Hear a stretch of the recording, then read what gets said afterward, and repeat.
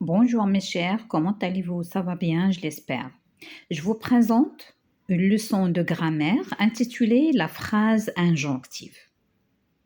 Avant de commencer notre leçon, d'identifier et de savoir qu'est-ce que ça veut dire la phrase injonctive, on va faire un petit rappel sur les types de phrases. Il existe 4 types de phrases. La phrase déclarative, c'est la phrase qui déclare, qui annonce, qui dit quelque chose et se termine par un point. La phrase interrogative, c'est la phrase qui pose une question et se termine toujours par un point d'interrogation. La phrase exclamative, c'est la phrase qui exprime des émotions et se termine toujours par un point d'exclamation. La phrase impérative. La phrase impérative, c'est une phrase qui donne un ordre, un conseil ou bien une interdiction.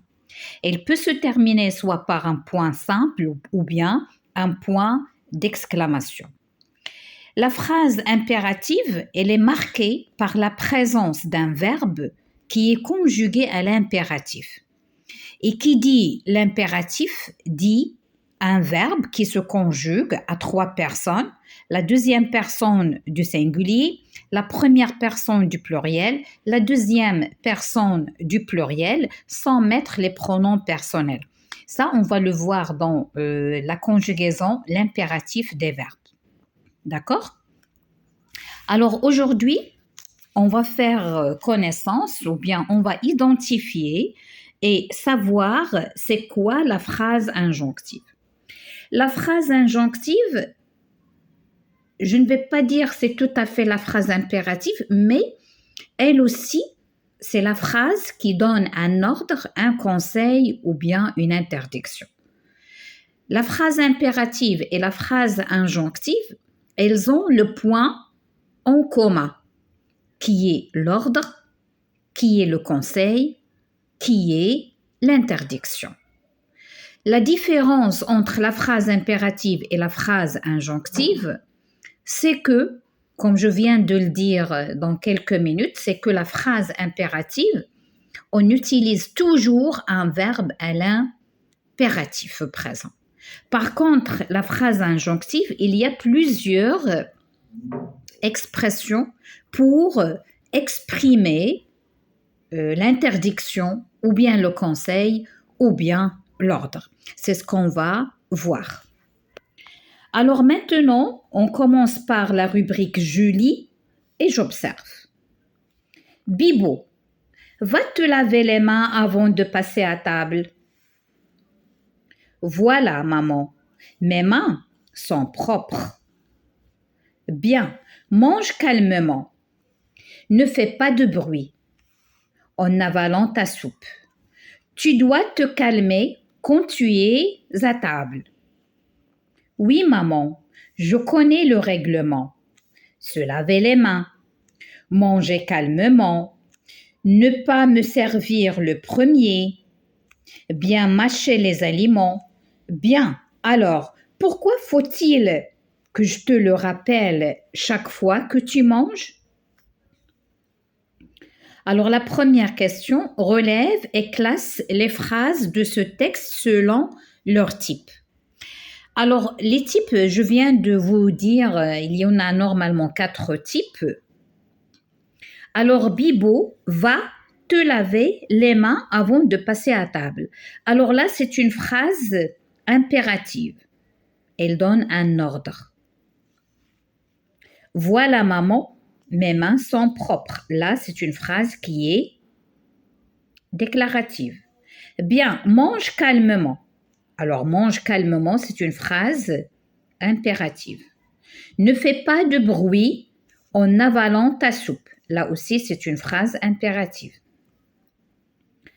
Tu dois te calmer quand tu es à table.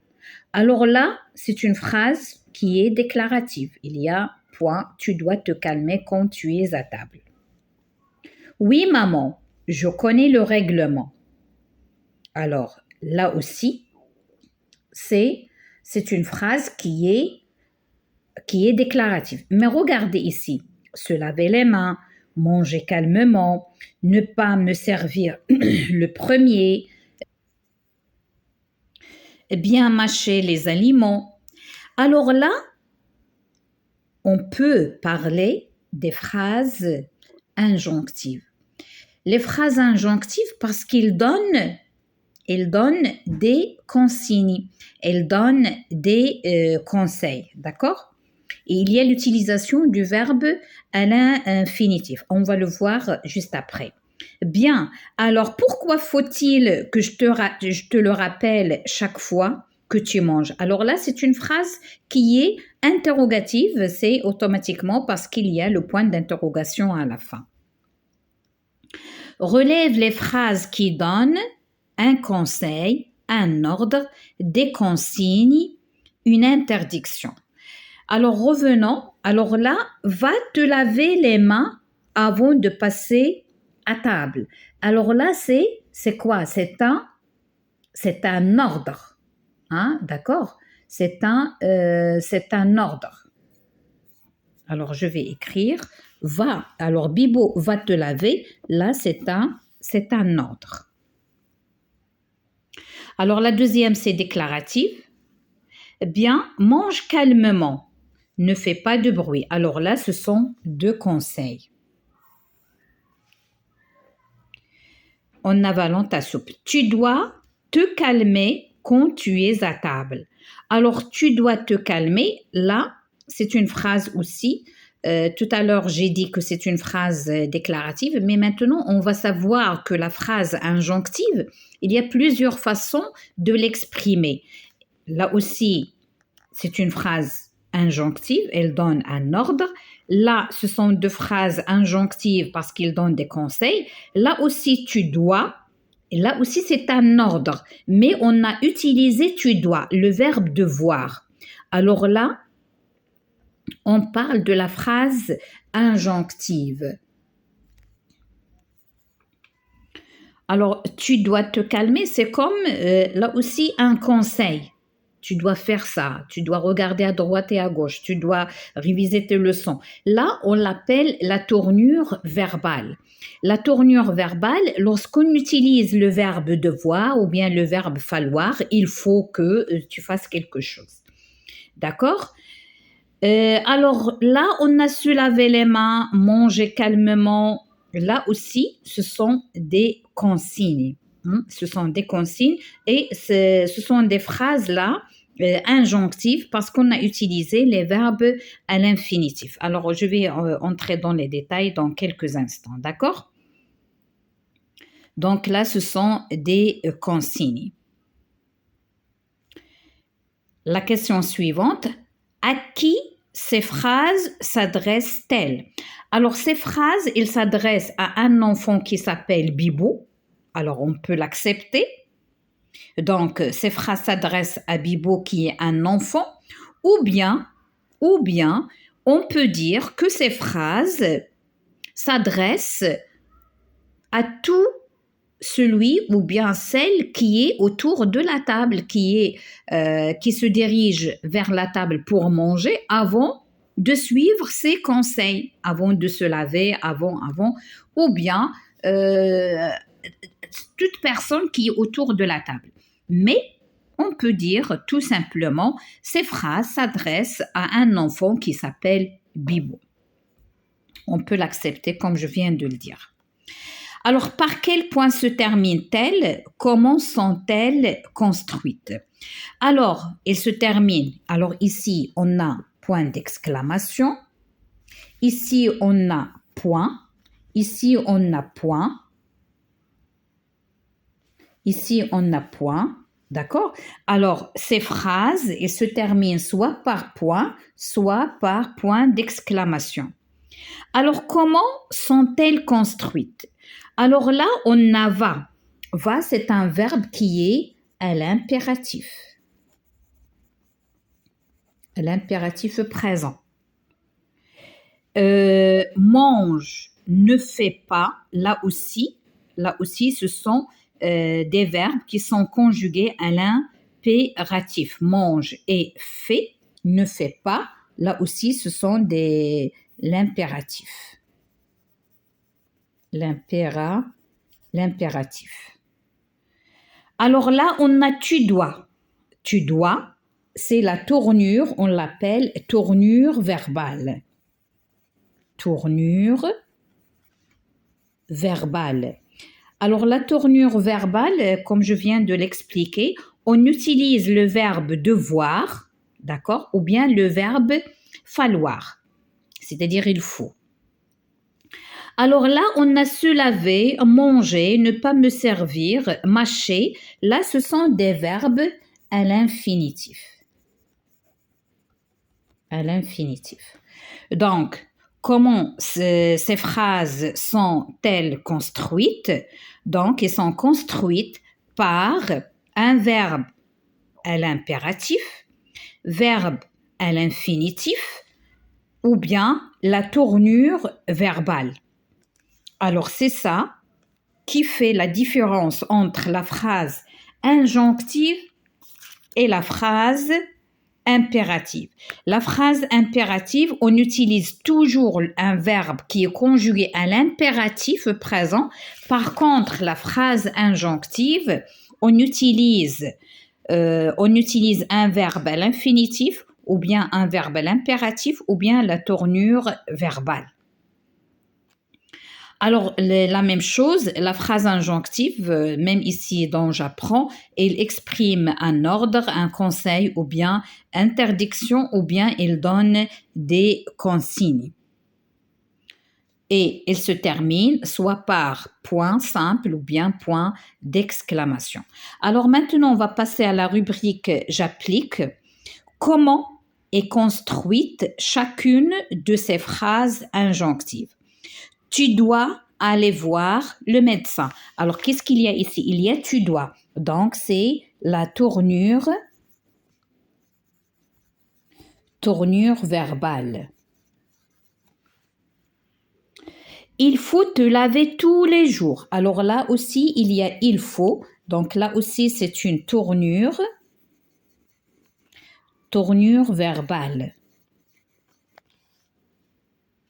Ne pas prendre ce médicament à jeun. Prendre, c'est un verbe à l'infinitif. Verbe à l'infinitif. N'est pas conjugué. Va, cours, vole et nous venge. Alors, on a verbe à l'impératif. Donc ici, les verbes à l'impératif. Verbe à l'impératif. La dernière phrase, mélanger le tout et mettre au four. Alors, mélanger, c'est un verbe à l'infinitif.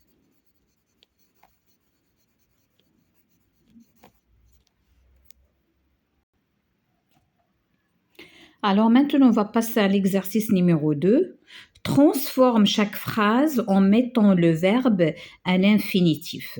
Cassez 3 œufs dans un bol, ajoutez de la farine, faites fondre du beurre, mélangez avec une spatule en bois, laissez reposer la pâte. Alors, si vous remarquez ici, on a des verbes qui sont conjugués à l'impératif. L'impératif qui donne un ordre, là il est conjugué, tous ces verbes sont conjugués à la deuxième personne du pluriel. Casser avec EZ, ajouter avec EZ, faites c'est le verbe faire à la deuxième personne du pluriel, mélanger à la deuxième personne du pluriel, laisser aussi c'est un verbe qui est conjugué à l'impératif à la deuxième personne du pluriel. Alors pour l'infinitif, qu'est-ce qu'on va faire? Alors là c'est casser avec ER, ajouter avec ER, c'est simple. Faites, c'est le verbe faire. C'est un verbe du troisième groupe. Mélanger, c'est un verbe du premier groupe, donc avec ER. Laisser, c'est un verbe du premier groupe, donc on va mettre ER. Alors ici, on a sauf le verbe faire, c'est un verbe du troisième groupe. Alors la question numéro 3. Réécris chaque phrase avec le verbe qui convient. Ta serviette, nous, noua. Alors nous avec E et noua avec A. Noua, c'est un verbe qui est conjugué au passé simple, non, mais on va utiliser nous. Alors, entre parenthèses, avant de passer à la leçon de l'impératif, ou bien vous pouvez la voir parce que je l'ai fait déjà chaque année, je la répète avec n'importe quel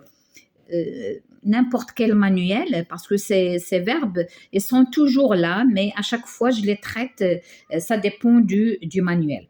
Alors, entre parenthèses, les verbes à l'impératif, surtout les verbes du premier groupe, on ne met pas le S dans la deuxième personne du singulier. C'est ça la différence entre le présent et l'impératif, parce que l'impératif normalement se conjugue, la terminaison c'est comme le présent de l'indicatif, sauf la différence, l'impératif se conjugue à 3 personnes et on ne met pas les pronoms personnels. Et dans les verbes du premier groupe, on ne met jamais le S à la fin de la deuxième personne du singulier, sauf s'il est suivi par les pronoms on ou bien y.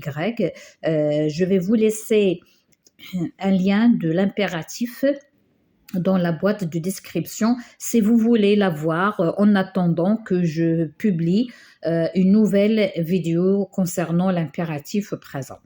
Alors donc ici on va mettre nous, toi droit, tenir, tiens. Alors là, c'est tiens. On ne peut pas mettre tenir toi droit, non, mais c'est le verbe se tenir. C'est un verbe pronominal. Donc, on dit tiens toi droit. Vos affaires. Alors là, on a vos. On a rangé avec EZ et on a rangé avec AI. Donc, c'est avec EZ. Ça, c'est le passé simple. Des ne nous pas de ceci. Faisons, fait. Alors, on a nous, donc c'est la première personne du pluriel, donc on va choisir faisons avec ONS. Alors, le dernier exercice que je vais traiter avec vous de la rubrique j'applique, écris ces phrases injonctives à la forme négative. Alors, mes chers, pour la forme négative, alors je vais vous expliquer une chose. Alors, qui dit la forme négative? Qui dit la forme négative dit les mots ou bien les adverbes de négation. Alors, les adverbes de négation, on les utilise en encadrant le verbe conjugué. Alors, verbe conjugué, ou bien être, avoir. Alors, les mots ou bien les adverbes de négation, ils encadrent le verbe conjugué ou bien être et avoir, bien sûr conjugué. Alors, je parle ici des verbes conjugués, être et avoir conjugués. Mais si on a les verbes à l'impératif, là aussi à l'impératif c'est conjugué, c'est la même chose, donc on va encadrer. Mais si on a les verbes à l'infinitif, on met ne, pas, ou bien les mots, les adverbes de négation, on les met avant. Par exemple, je vais vous dire, par exemple, va à la chasse. Par exemple, va à la chasse. Alors, on va dire ne va pas à la chasse. D'accord? Mais si on met le verbe aller à l'infinitif, par exemple, aller à la chasse,